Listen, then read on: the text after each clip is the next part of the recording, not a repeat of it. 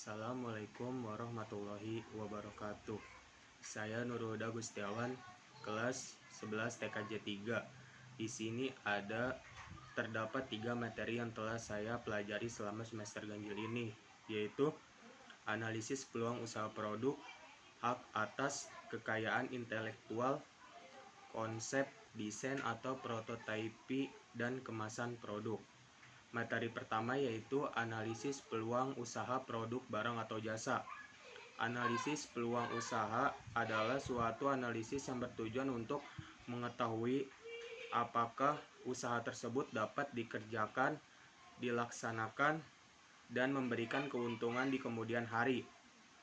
Tujuan dari disusunnya analisis peluang usaha untuk mengetahui apakah suatu usaha tersebut layak atau tidak untuk dilaksanakan, serta untuk mengetahui laba atau rugi usaha tersebut ke depannya.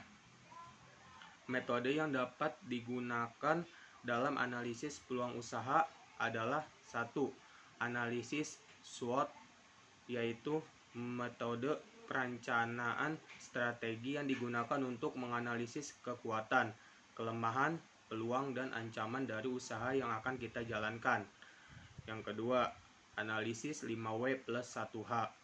Analisis 5W plus 1H terdiri dari what, jenis usaha, apa yang diambil, why, kenapa memilih usaha tersebut, when, kapan akan memulai usaha tersebut, where, di mana akan memulai usaha tersebut, wo, siapa yang akan terlibat dalam usahanya, how, bagaimana cara membuat atau proses produksinya.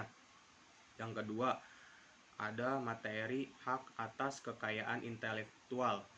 Hak atas kekayaan intelektual adalah hak eksklusif yang diberikan suatu hukum atau peraturan kepada seseorang atau sekelompok orang atas karya ciptanya. Pada prinsipnya, haki dapat dibagi menjadi 2 kelompok besar, yaitu 1. Hak cipta, 2. Hak kekayaan industri yang terdiri dari paten, merek, desain industri, informasi rahasia, indikasi geografis, desain tata letak sirkuit terpadu, dan perlindungan varietas tanaman. Berikut ini tujuan penerapan haki. 1. Antisipasi kemungkinan melanggar haki milik pihak lain. 2. Meningkatkan daya kompetisi dan pangsa pasar dalam komersialisasi kekayaan intelektual. 3. Dapat disajikan sebagai bahan pertimbangan dalam penentuan strategi penelitian, usaha, dan industri di Indonesia. Pengaturan haki di Indonesia secara pokok di dalam UU dapat dikatakan telah lengkap dan memadai. Dikatakan lengkap karena menjangkau ke 7 jenis haki yang telah disebutkan di atas. Dikatakan memadai karena dalam kaitannya dengan kondisi dan kebutuhan nasional, dengan beberapa catatan tingkat pengaturan tersebut secara substansif setidaknya telah memenuhi syarat minimal yang ditentukan pada perjanjian internasional yang pokok di bidang haki. Materi ketiga yaitu konsep desain atau prototipi dan kemasan produk. Prototipi produk adalah bentuk dasar dari sebuah produk yang merupakan tahapan yang sangat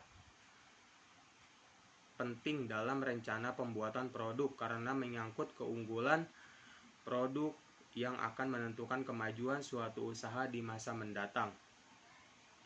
Tahapan-tahapan dalam membuat prototipi produk yaitu 1. Pendefinisian produk, 2. Working model, 3. Prototipi raksasa engineering prototipi, 4. Prototipi produksi prototipi, 5. Qualified production item. Sedangkan pengertian kemasan adalah sebuah desain kreatif yang mengaitkan bentuk, struktur, material, warna, citra, tipografi, dan elemen-elemen desain dengan informasi produk agar dapat dipasarkan dengan baik dan layak. Fungsi kemasan yaitu untuk melindungi dan mengawetkan produk sebagai identitas produk dan menambahkan daya tarik konsumen. Setidaknya ada 7 manfaat dan tujuan dibuat kemasan suatu produk, yaitu 1. Facial production, 2. Barrier protection, 3. Containment or agglomeration, 4. Information transmission, 5. Reducing theft, 6. Convenience, 7. Marketing.